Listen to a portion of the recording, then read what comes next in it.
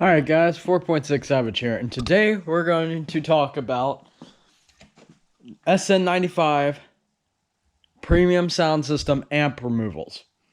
Now this is the amp. This is underneath the dash of your Sn95. I'm going to show you how to remove one of these. As you can see from here, it mounts in position like this, and there's 3 screws.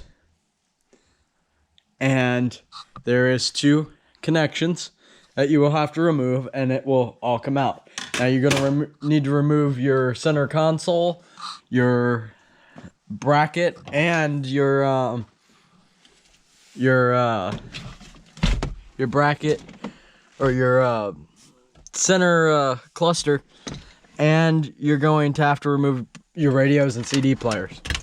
Now right in the bottom here, right in here is where it will mount, and there are 3 6mm screws, and you will unscrew them. So one will be here, one will be here, and there'll be the one in the back there, and you'll pull it out forward through here.